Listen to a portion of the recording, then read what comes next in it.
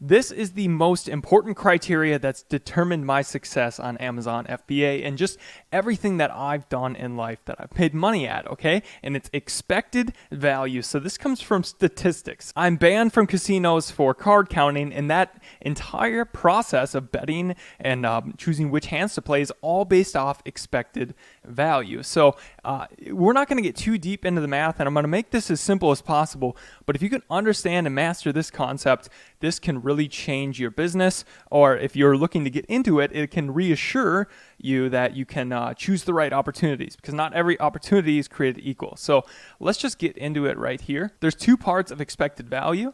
So basically, when you're going to buy product, okay, if like the number one rule in investing from Warren Buffett is don't lose your capital. Okay, if you could just recoup your capital, but you're going to be fine. And then there's the other side, which is maximizing your outcomes. So choosing opportunities which can really just blow up your business and your life. So basically, we're going to dig into those right now. Okay, so let's look at the Powerball. How are they able to, make money all the time? Well, it's because they know their math, okay? So if we look at here, basically there's all these different scenarios that can possibly happen when you buy a Powerball ticket, and you can get paid different ways. But they know their numbers well enough that they're always going to win money on average for every ticket they sell, okay? So when you buy a Powerball ticket, look at the probability there, okay? You can't change any of these probabilities of these outcomes. It's fixed. In any e-commerce activity that you have, there is each one of these potential payouts, okay? So this would be nothing, like you have a bust product and you get nothing back. But you could tweak what that expected amount that you would get back is, so it wouldn't have to be 100% loss if you do it right. So I'm going to teach you guys just how I go about thinking so that we make sure that the worst case scenario, we don't lose dollars, or we just lose a minimal amount and not 100%. And then we're going to talk about how to maximize these other probabilities. Basically, if we go into it, I'll just tell you a little bit of my story of limiting my downside. When I first got started out, I was selling pennies, okay? It was the safest investment in the world. I was buying pennies that were from 1985 and before, and they were made out of 85%. I don't remember the stats exactly, but they're made out of a bunch of copper. So if you were to melt the copper down, it would sell for more. Okay, so I had a sorting machine. I would go buy pennies for a penny and then sort them out, get these ones, and then sell them online to people for 2 pennies. And I would do that at scale. And I knew that the worst case scenario, I would just be stuck with a bunch of pennies, and all I did was waste my time. Okay, so that was one scenario. The other one was I'd get these pennies and sell them to people. So I was doing that for a while, but I wanted to make more money. Then I got video games, where essentially I looked at the average selling price of video games, and I would buy them in these big lots. And I knew that I would always there was liquidity in the market, so there was demand. So I knew I could always sell these video games as long as I paid the right price. I could get my money back. So that worked great. Then I was going into retail arbitrage, so buying stuff from stores. And I was buying stuff that I had proven demand, so I knew I could liquidate and get all my money back. And then the same thing with, I started to move on to bigger Apple computers that were expensive, but I would buy them at a really cheap price, and I would have a buyer protection. So I was sourcing them on eBay, but if somebody sent me a computer that didn't work, I could open a case and get my money back. And if I sold it, it would be fine. And then I'd buy insurance, so to insure the whole process. And it was essentially, you couldn't lose money at this process. It just took time and work. And so I eventually evolved onto that. So this is the first part of the process, okay? So we go back to here. How do we make it so that this is 0, essentially? So we're never going to lose that money or closes. Well, basically, my criteria, I want something where there's just like some inherent value to it, okay? It's not worthless, and I'm just selling it and 100% depending on Amazon to rank me and make sales. I try to think, like, does this product have utility? Could I sell it wholesale? Could I sell it on eBay and Etsy? So go look at eBay and Etsy and look at, is this being sold? So I don't have to depend on the ranking system of Amazon. Could I go sell it to businesses, or could I repurpose it and do it as a giveaway for on Facebook or other stuff to help feed my future products? So that way you won't get a loss, actually. So I guess examples of that. So some of my first products were failures that I did private label, but I always had a backup plan. So I had these hippie glasses. Where are they? All right, so I had these hippie glasses, okay? I got them for about $2.50 each shipped. So I knew that I could go and sell these in person at music festivals, probably $10 a piece, but I could get them out at $5 a piece, fire sale, and I could get all of my money back. Now, I never did that because I ended up to be in this fortunate circumstance where it's just not worth my time and I don't want to go, hand-to-hand sale, but I knew I could get my money back. Now, my next example was my 80/20 wristbands, and I'm wearing one, and my mugs. I knew that I could, even if they didn't sell, which I ended up selling all the mugs on Amazon for Christmas, I knew that I could at least give them out as business gifts, and the ROI was so huge on it that if it would have killed it, it would have been so profitable, and I had a backup plan. So we're going to get to that, the maximizing the upside in a little bit here. Then I also had the Eclipse glasses, so those worked. But I knew that in the worst case scenario, I could sell these wholesale to businesses, okay? I got the best product that was in demand, and I knew if somehow everything went wrong, I could sell these, call up businesses, just put a giant listing out on eBay and Amazon, and I could get rid of these because there was going to be a lot of people buying them. I had good quality product. There was a way to liquidate it. So you always want to look for some type of liquidity.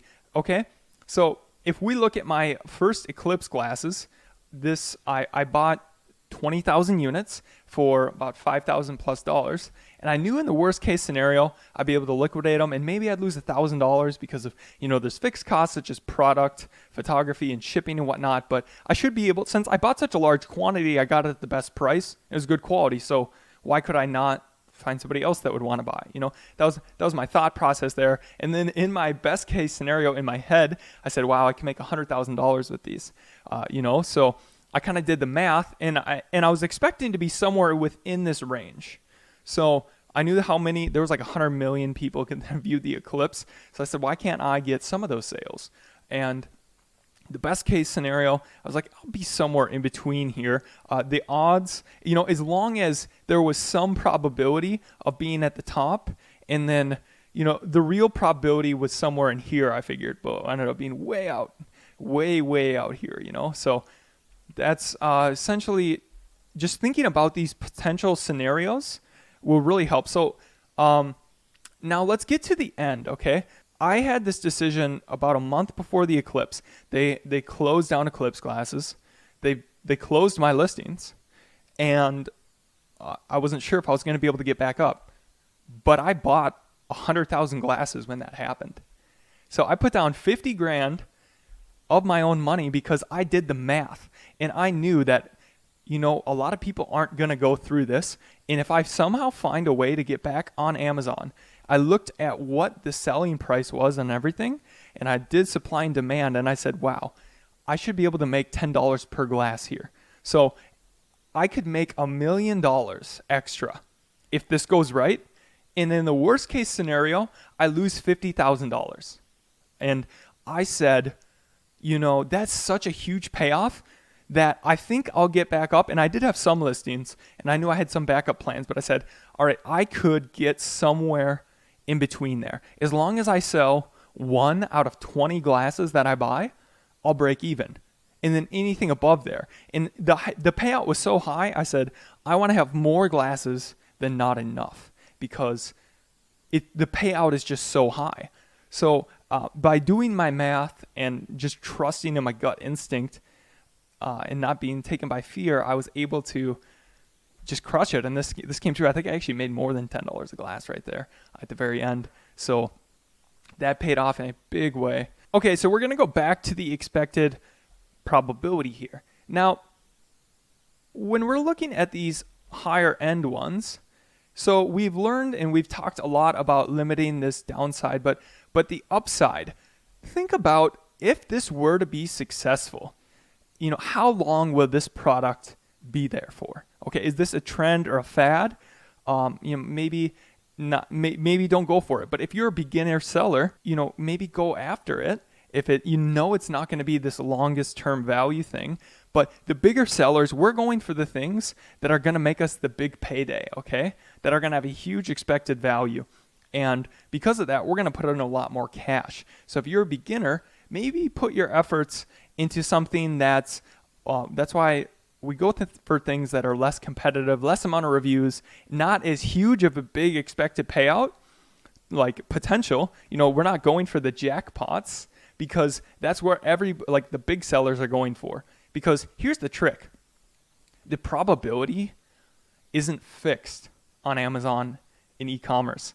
When you become better at selling and you know what you're doing and you have cash, you can alter these probabilities. And that's why the best sellers win time after time. Like my friend had launched 44 products and he failed one ever. And it wasn't even a failure. It's just he stopped it because it wasn't as profitable as he wanted. So as you get more skilled, you increase these probabilities. Okay? So now what it comes down to is choosing which opportunities are going to be less competitive, because when you're not as skilled, you may need to choose ones where not as many people are going to go after, and you have a higher that's how you're going to increase your probabilities of each one of these scenarios of payouts, by choosing something that's less competitive.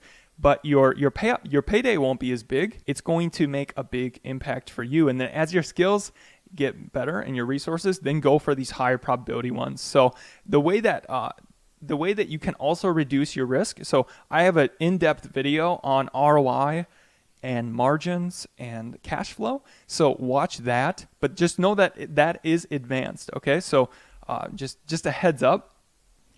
So I want to summarize and show an example of what I'm talking about now. So if we just talk about that chart, basically there was the probability of success, and then there was the amount that you get paid out. Okay.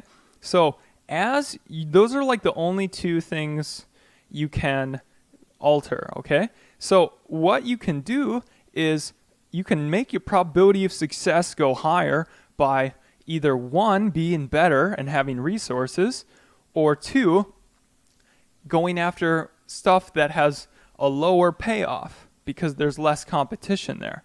So when there's less competition, you have higher probability of success. So this one just shows something interesting. So if we look at this, essentially this one was doing like 4 sales a day or something, and it has been consistently. All right, it's just this motivational wristbands with like some quotes on them. But this only costs like $1, like $1.20. All right. So, and you didn't need to buy that many to get them going. It's not very well optimized or anything. But so for a day, let's just do some math here. Okay. 4 products a day. And if you guys are advanced, watch the more advanced video and I'll get super more in depth into this. But this is for beginners. So 4 per day times 30. All right. Times 12.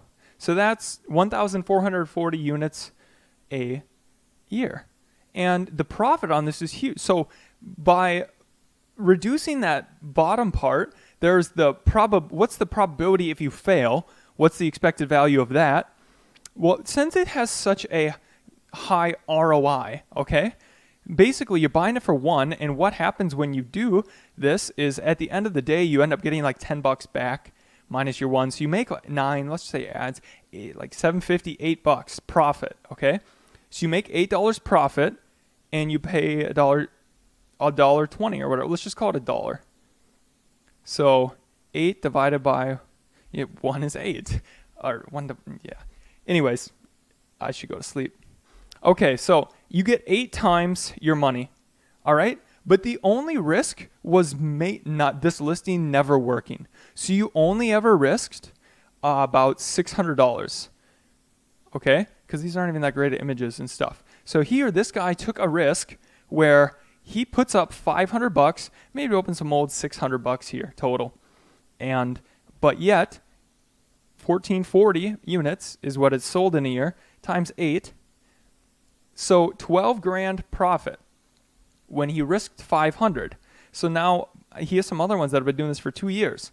Okay, so there's $23,000 profit off risking 600, or maybe it'd be even higher. Anyways, that's you multiply your money by 38 times, okay? So there's all these sorts of different markets out there, and the smaller and less competitive, the higher your probability of success. So basically, if you go after ones with a high probability of success with a high ROI, then that's what you really want, okay? So now this one wouldn't be as attractive, but you look at your initial investment, okay? And then what are the potential outcomes? And that's what's so great about Amazon FBA and why you see so many millionaires made out of it, or just people doing even six figures, is because the expected value, if you choose a right market and you choose something with a good ROI or whatnot, the lifetime value of that listing is worth so much money, okay? And people just repeat this process over and over and over. Like good luck getting 38 times your money in the stock market. Yeah, so the expected value, if you do your research right, it's pretty much, you can limit your downside to barely lose anything, or maybe just lose 20% of your money, but the upside is so great that you can just crush it. So if you want to learn more about ROI, and I suggest you guys do, but just know that it is an advanced video.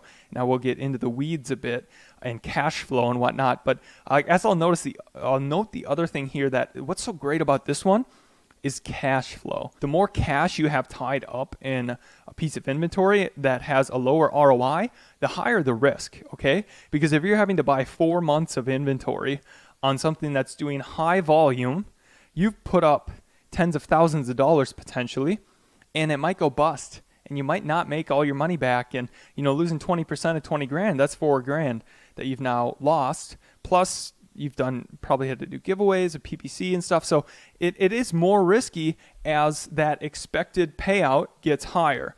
Okay, so but as you get more skilled, I won't repeat myself too many times here, but I hope, let me know if you have questions about this or if you need me to explain it further. But just looking at the possible scenarios and playing that out, you can build up your skills in a very safe way that you're not exposing yourself. So I guess the biggest mistake I see people making is they go after these huge dollar amount ones and they don't have the resources. So if we go back to that probability table, the probability of them making any of those dollar amounts is pretty low. Okay. It's just essentially non-existent, because just their skills, their strategy, their resources, and how competitive it is. So I want to illustrate here just how you can increase the expected value by going after something with a higher probability of success that has a high payout, actually. So if we take a look at these wristbands here, and we pull up Viral Launch, I just want to show you guys. So it doesn't look like much of a home run. It's it's $2,600 a month. But if we look at this, it's been selling extremely consistent over time. All right. And it's been doing about 175 sales a month very consistently. And if we take a look at this, it only has 16 reviews. And these are the motivational wristbands. This is why I originally went into Amazon. Fortunately, I did put 80/20 and that didn't work. But anyways, essentially what it works out to be here is I could pull up the cost calculator. All right. And that's a little in depth. So I could pull up the cost calculator here for Viral Launch, and essentially it sells for $15. The Amazon fees are $322, landed $237, and then the referral fee. Anyways, what does this mean? We make $7 a unit, okay? And the cost of this they cost about 40 cents per bracelet. There's 6 of them here. So the total cost of this is $2.40, okay? And then you make so the total cost here, $2.40, profit per unit, $7.20. But let me just show you. Let's take a look at the expected value calculation here. All right, so we're taking a look at the expected value here, $7.08 profit per unit. I guess in my math, I did $7.20 profit per unit, whatever, close enough. Still illustrates the point. So your initial order quantity would need to be about 300 here.